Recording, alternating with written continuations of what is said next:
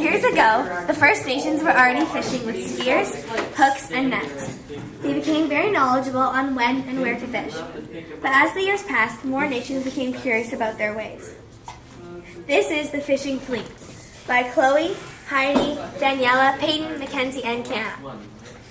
Many years ago, the Grand Banks quickly gained the attention of the English, Portuguese, and French fishers because fishing was big business. The Grand Banks extended 560 kilometers north to south and 675 kilometers across, so there was plenty of fish and space for everyone. Fish was a good alternative for Catholics, who refrained from eating meat on Fridays. Large-scale fishing began shortly after the European discovery of North America in 1492. The main fish that was caught was a cod, of which the fishermen dried up or salted so it would last longer. The Portuguese and French salted their fish on board and rarely wasted time on shore, while the English preferred theirs dried.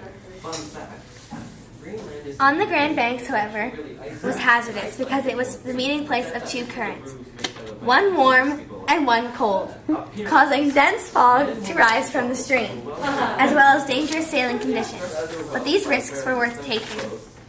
The Grand Banks were also in the path of the icebergs carried south by the Labrador Current.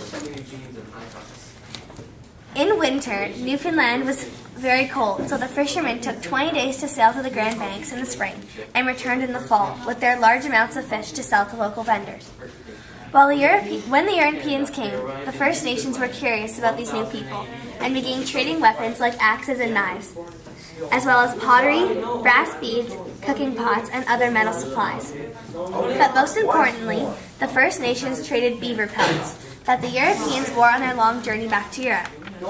By doing these trades, the relations between all the nations was off to a good start during this time. In conclusion, the fishing fleets demonstrated a good example of determination by uniting French, English, and Portuguese nations and battling the harsh weather of up to minus 40 degrees and the dangerous currents. Good. Okay, that's